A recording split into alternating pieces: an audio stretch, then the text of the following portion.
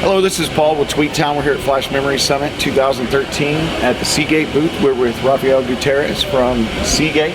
What we're looking at right now is Seagate has just started making a pretty good entry into the SSD market with the 600 series. And if you could just give us a few words about the 600 series and its application. Thank you, Paul. Thank you. Let me highlight a couple of things about the 600 series. Number one, the 600 series have two main applications. The first one is relative to replacement, high performance replacement SSDs on laptops and notebooks. And the second one is for data centers where specifically power backup is not required. Yeah, because a lot of applications in the data center, they're using replications, especially with high-speed tiers. So, power backup isn't necessarily a real stringent requirement, so I could see that getting good penetration. And as we can see, it scores really good on the different tests that are ran on here for their display. We also have a review up online that Chris wrote that covers the product, and we're going to take a look at a few more products here. So come along with us as we tour the Seagate. We're taking a look at the Seagate 600 Pro. A lot of times what people don't realize is the impact of the power consumption in the data center. Power creates heat. Power also they have to have online power backup, and they have to have generators and things to provide power to the data center in the case of a power loss. All of this costs a significant amount of money when it comes to deploying solutions. So power is a huge consideration when buying a drive. One thing when we tested the 600 Pro, as you can see in our product evaluation, it outscored everything on IOPS to watts.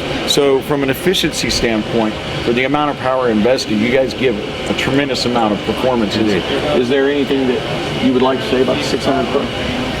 Well, what I like to say, and perhaps the most important thing, is the best in class in its category relative to IOPS per watts. So we're very excited. This is our first product in that category. It plays straight into data centers, and the amount of traction we're getting on this product is unprecedented for Seagate on the SSD category. And another feature that's good with the 600 Pro series is it comes with varying levels of over-provisioning.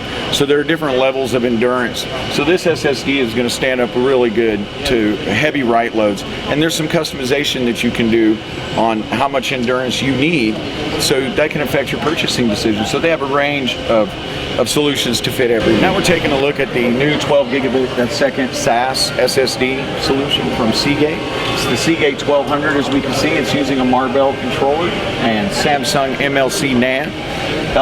It also has power capacitors, as we can see, that will provide power holdup in the event of power loss. And so this is going to be designed more for high availability types of scenarios where you need failover and multipath redundancy. Is there anything you want to? Paul, thanks. A couple of things.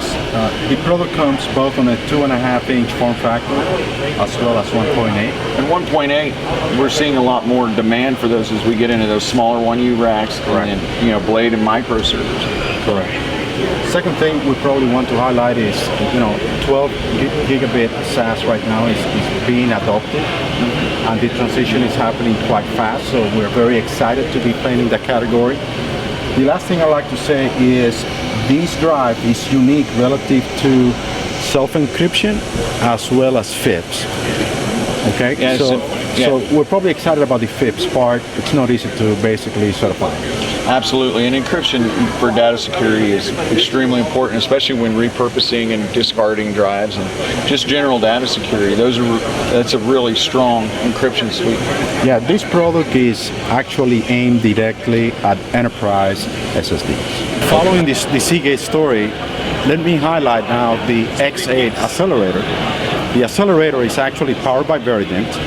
And the two things perhaps to highlight about this product is, number one, it exceeds 1 million IOPS. Number two, we are actually getting latencies close to 20 microseconds.